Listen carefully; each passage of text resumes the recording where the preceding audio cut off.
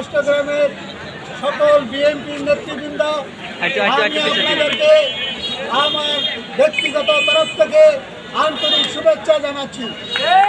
সংগ্রামী সাথী ও বন্ধুরা, আপনাদের কাছে একটি কথাই আমি তুলে ধরতে চাই।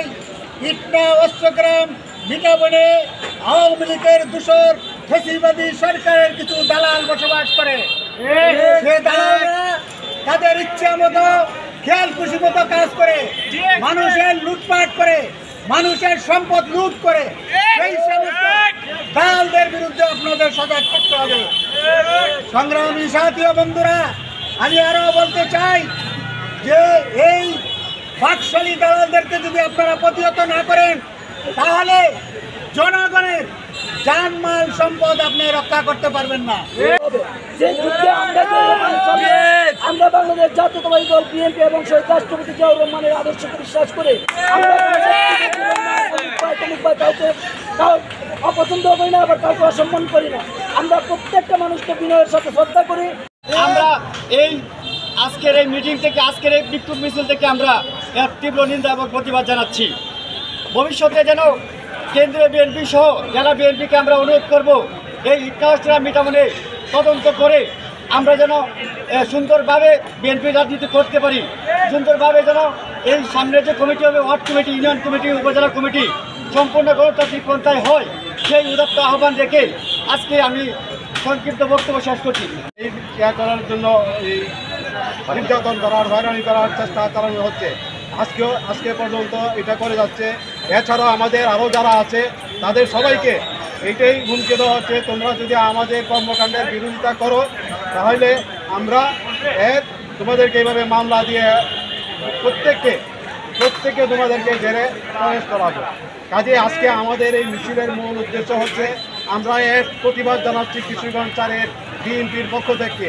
আমরা প্রতিবাদ জানাচ্ছি আপামর জনগণের পক্ষ থেকে, এবং আমরা কেন্দ্রীয় বিএনপি এবং জেলা বিএনপিকে অবহিত করতে চাই, আপনারা এইগুলি সব জমি নিয়ে করেন, তদন্ত করেন, তদন্ত সাপেক্ষে তাদের সঠিক বিচার আমরা চাই।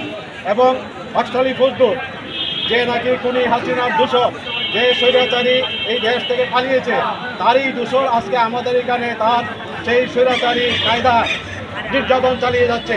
আমরা এই নির্যাতনের প্রতিবাদ করছি। আপনারা সবাই আমাদের সাথে অংশগ্রহণ করবেন। যতক্ষণ পর্যন্ত আমরা বিচার না পাই আমরা এই রাস্তায় থাকবো, আমরা আমাদের আন্দোলন চালিয়ে যাবো ইনশাআল্লাহ। বাংলাদেশ জিন্দাবাদ, বাংলাদেশ। আপনারা জানেন আজকের এই পথসভার মূল উদ্দেশ্য, আজকে একজন 60 বছরের ঊর্ধ্ব প্রবীণ ব্যক্তিত্ব, তিনি দীর্ঘদিন যাবৎ এই বাংলাদেশ জাতীয়তাবাদী দলের রাজনীতির তৃণমূল পর্যায়ে করে আসছেন। হাঁটি হাঁটি পা করে যখন দলকে বিস্তৃত করেছে ইটনা উপজেলায়, তখন বাকশালী আওয়ামী বাকশালী এবং গামছা লীগের কতিপয় নেতৃবৃন্দ তার রাজনৈতিক সুনামকে পূর্ণ করার জন্য আজকের একটি মিথ্যা মামলা দায়ের করা হয়েছে। সেই মামলায় আজকে শুনানি ছিল, সেই শুনানিতে বিজ্ঞ আদালত একদিনের রিমান্ড মঞ্জুর করেছে। আমরা আজকের এই পথসভা থেকে নেতৃত্ব নিন্দা জানাই এবং ধিক্কার জানাই, এবং বাংলাদেশ জাতীয়তাবাদী দল বিএনপির কেন্দ্রীয় মহাসচিব সহ সকল নেতৃবৃন্দ এবং আমাদের শ্রদ্ধাভাজন স্পন্দন বাংলাদেশ জাতীয়তাবাদী দল বিএনপি ভারপ্রাপ্ত চেয়ারম্যান জনাব তারেক রহমান সাহেবকে বিনয়ের সাথে অনুরোধ করব, মিডিয়ার মাধ্যমে আজকে বাংলাদেশ জাতীয়তাবাদী দল যেখানে 31 দফা বাস্তবায়ন কর্মসূচি করার জন্য বিভিন্নভাবে কাজ করে যাচ্ছে, ঠিক সেই সময় অষ্টগ্রাম ইসলামী কেমন একদলীয় শাসন ব্যবস্থা কায়েম করার জন্য নিজস্ব ব্যক্তিবলের মাধ্যমে প্রত্যেকটি রাজনৈতিক কমিটি গঠন করে যাচ্ছে। এবং এই কমিটিতে ওনার বিরুদ্ধে যে কথা বলবে, ওনার কর্মকাণ্ড নিয়ে যে সমালোচনা করবে, তাকে মাইনাস করে একটি পকেট কমিটি দেয়, এবং এই পকেট কমিটির নেতৃবৃন্দ বাংলাদেশের বিএনপির তৃণমূল নেতৃবৃন্দকে আজকে দল থেকে বিচ্ছিন্ন করে দেওয়ার পায়তারি চালাচ্ছে। সাথী ও বন্ধুগণ, আমি আবারও বলতে চাই, আমাদের প্রান্তীয় নেতা জনাব রহিমুল্লাহ সাহেব অস্ত্রনাম দিয়েছিল, অনেক বাধা বিঘ্ন দিয়ে ওনারা পথকে যুক্ত করতে পারেনি। তাই আপনারা সাহসটা হারাবেন না, মনোবল রাখবেন। রাজনীতির মাঠে যুদ্ধ আসলে যুদ্ধ করতে হবে। যে যুদ্ধে আমরা বাংলাদেশ জাতীয়তাবাদী দল বিএনপি এবং শহীদ রাষ্ট্রপতি জিয়াউর রহমানের আদর্শকে বিশ্বাস করে আমরা কাউকে অপছন্দ করি না, আবার কাউকে অসম্মান করি না। আমরা প্রত্যেকটা মানুষকে বিনয়ের সাথে শ্রদ্ধা করি।